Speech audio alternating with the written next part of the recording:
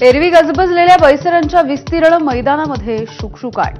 दहशतवादी हल्ला झालेल्या पहलगामच्या बैसरन व्हॅलीमधून माझाचा ग्राउंड झिरो रिपोर्ट।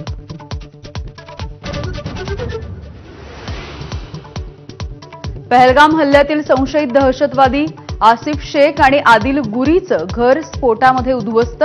आसिफ आणि आदिल या दहशतवाद्यांच्या घराची झडती घेताना संशयास्पद वस्तूंचा स्फोट। लष्कर प्रमुख जनरल उपेंद्र द्विवेदी आज जम्मू आणि काश्मीरच्या दौऱ्यावर। श्रीनगरमध्ये दाखल। सुरक्षा परिस्थितीचा आढावा घेणार। पहलगामला सुद्धा जाण्याची शक्यता।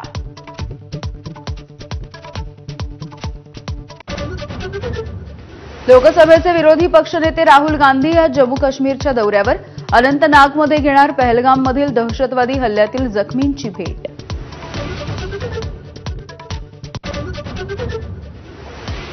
हल्ल्याचा बदला घेण्यासाठी सरकार जी कारवाई करेल त्याला पाठिंबा। राहुल गांधींसह विरोधकांचं आश्वासन।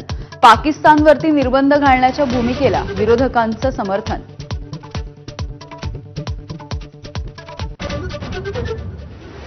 छत्तीसगडमध्ये चकमकीत 5 नक्षलवादी ठार।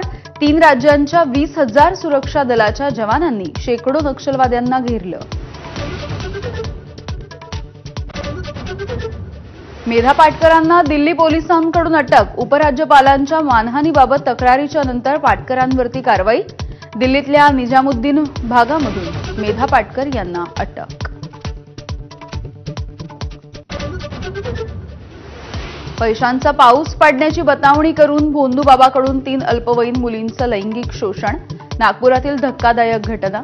भोंदूबाबासह 3 जणांना अटक।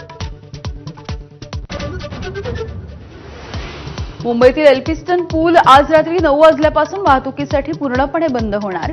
शिवडी ते वरळी कनेक्टरसाठी जुना पूल पाडून नवीन डबल डेकर पूल बांधणार।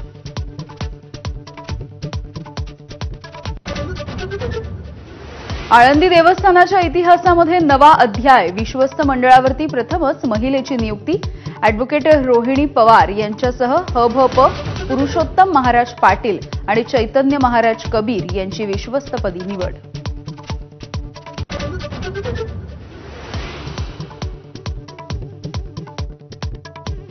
आणि आयपीएलमध्ये अटीतटीच्या सामन्यामध्ये रॉयल चॅलेंजर्स बंगलोरचा विजय। राजस्थान रॉयल्सवरती 11 धावांनी मात। बंगलोरच्या विजयामध्ये जोश हॅझलवूड चमकला।